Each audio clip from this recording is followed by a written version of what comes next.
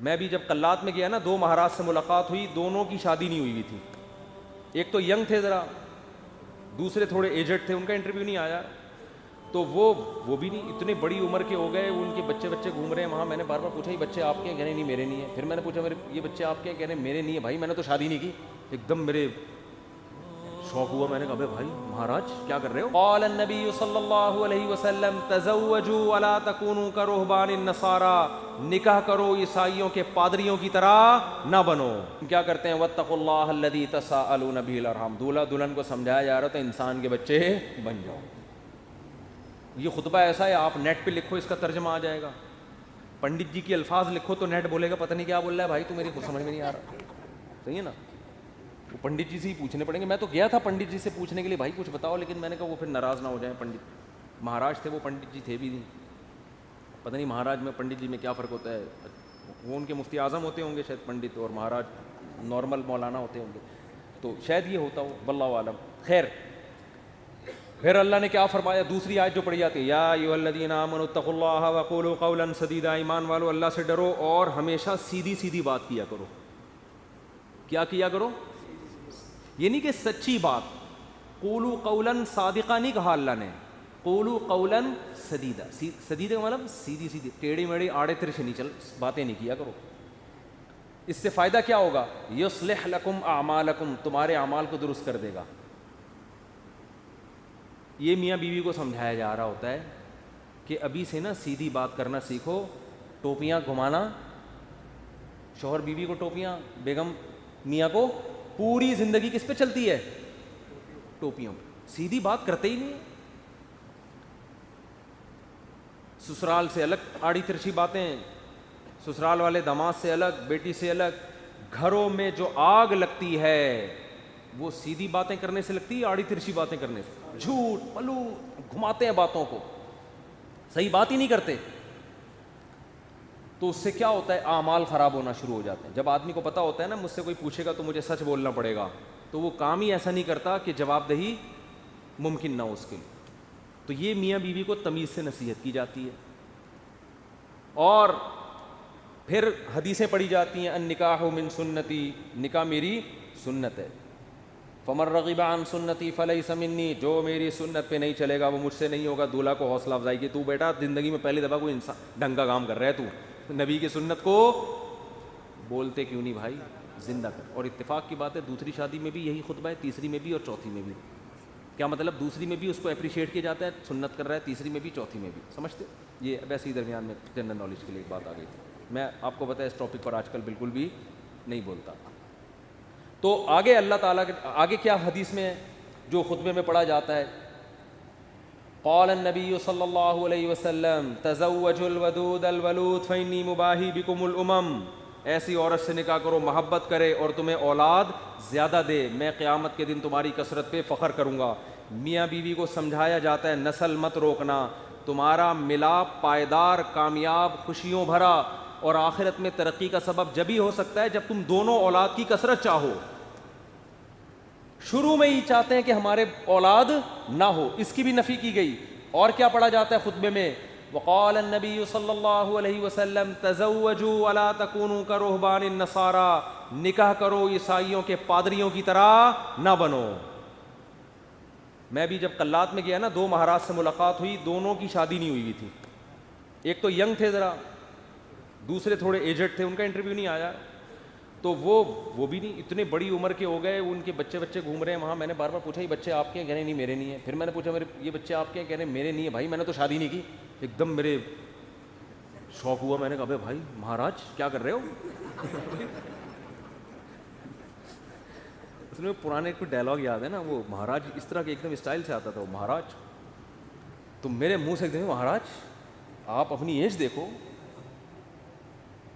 تو کیسے ہی گزارا ہو رہا ہے. تو انہوں نے کہا بھائی ہم جو مندر کے لیے قربانی دیتا ہے نا، پھر اپنے پرانے والے مہاراج کی انہوں نے مجھے تصویر دکھائی، یہ میرے پیر تھے، ان کا میں نائب بنا تھا. تو جو اپنے آپ کو مندر کی خدمت کے لیے وقف کر دیتا ہے، شادی نہیں کرتا کہ بس مندر کی خدمت ہی کرنی ہے، وہ پھر اس مندر کا مہاراج بنتا ہے. تو ان کا مذہب ہوگا، میں ان پہ طنز نہیں کر رہا، وہ ان کا جو مذہب ان کو سکھاتا ہے. میں نے ان سے کہا لیکن مجھے تو موقع مل گیا. میں نے کہا آپ کا مذہب آپ کو یہ کہتا ہے کہ آپ شادی نہ کریں, ہمارا مذہب ہمیں یہ کہتا ہے کہ مر رغب عن سنتی فلیس منی. نبی نے فرمایا جو نکاح نہ کر کے میری سنت سے اعراض کرے گا اس کا مجھ سے کوئی تعلق نہیں. اور حبب الی النساء والطیب, نبی نے فرمایا دنیا میں دو چیزیں محبوب ہیں, ایک نکاح کی کثرت اور ایک خوشبو. تو ہمارے نبی تو بالکل اس کے اپوزٹ چلے ہیں, بالکل اس کے برعکس. تو یہ نہیں کہ نکاح کرنا ہے, کثرت نکاح کی ترغیب ہے. میں نے کہا ہم تو رہبانیت کے بالکل اگینسٹ چلتے ہیں. تو مجھے اس وقت وہ حدیث سمجھ میں آئی کہ آپ عیسائی بھی یہ کرتے تھے, پادری, نکاح نہیں کرنا. تو ہمارے نبی نے فرمایا تم نے ان کو فالو نہیں کرنا, نا نا, ہم تو کثرت سے. تو مجھے لگ رہا تھا وہاں بیٹھ کر کہ یہ جو مہاراج ہیں وہ مہاراج کے چہرے پر نا افسردگی کے آثار تھے. یہ پہلے والے جو مہاراج جن کا انٹرویو آیا یہ تو پھر بھی ینگ تھے, تھوڑے سے اچھے صحیح. دوسرے والے مہاراج افسردہ, گھٹنوں میں بھی پرابلم, کچھ مسائل بھی تھے بیماریوں کے. تو میں مہاراج سے ریکویسٹ کرنے والا تھا کہ کر لیں شادی, یہ مسائل آپ کے نیچرل لائف کا کوئی آلٹرنیٹ نہیں ہے. مندر کی خدمت شادی کر کے بھی ہو سکتی ہے. اب شادی کی ہوتی, یہ بچے آپ کے ہوتے ہیں, یعنی اسی جیسے ان کو لگا دیتے مندر کی خدمت پہ. اگر آپ کا یہ نظریہ ہے, میں ترغیب نہیں دے رہا ہوں ان کو, کیا خیال ہے؟ جیسے ہمارے بیٹے ہیں تو میری خواہش ہے کہ یار وہ بیٹے عالم بنے, اللہ خواہش کو پورا کرے. مہاراج میں جو باتیں آپ سے کر رہا ہوں آپ تنہائی میں بیٹھ کے ان باتوں پہ غور کریں. اب اللہ کرے اب تک کر رہے ہو غور. چکر میں تو ڈال دیا ہم نے, مہاراج کو ہم نے چکر میں ڈال دیا.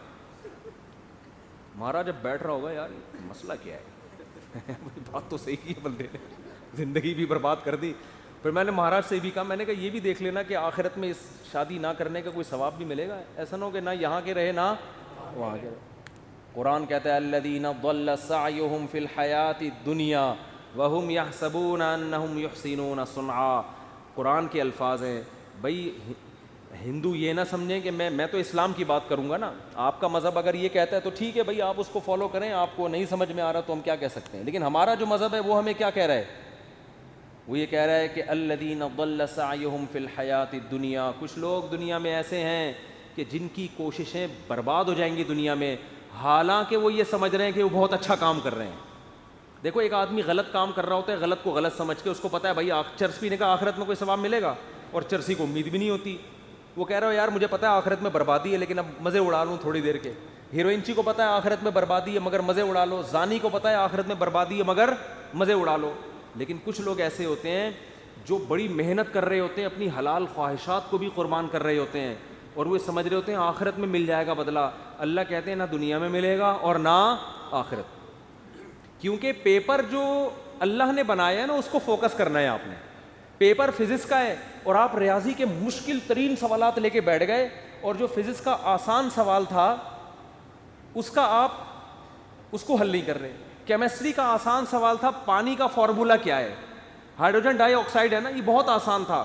آپ کہہ رہے تو بہت آسان ہے یار, یہ نہیں حل کرتا میں. مجھے اصل میں ایک فزکس کا ایک بڑی پیچیدہ ایکویشن ہے, اس کو میں حل کر سکتا ہوں. اس کو بیٹھ کے آپ نے حل کرنا شروع کر دیا.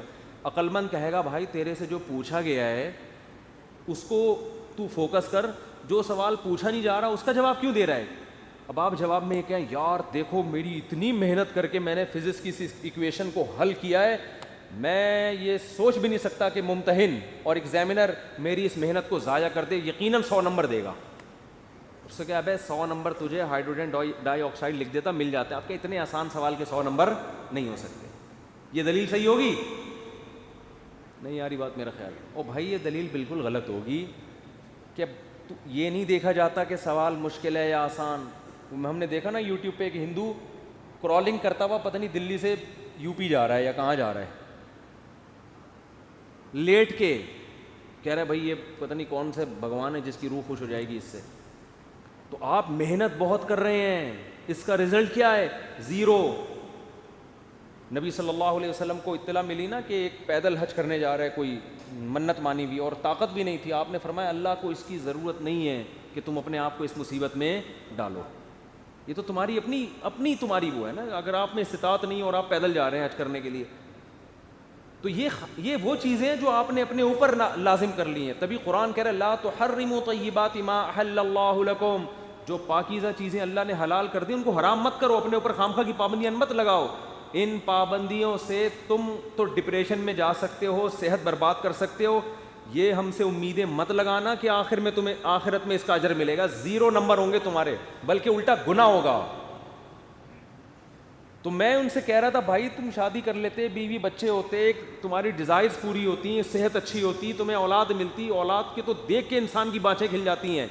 لیکن مہاراج کا اپنا نظریہ, وہ اپنی سوچ. بہرحال یہ بات, ہاں نکاح کے خطبے کی بات کر رہا تھا.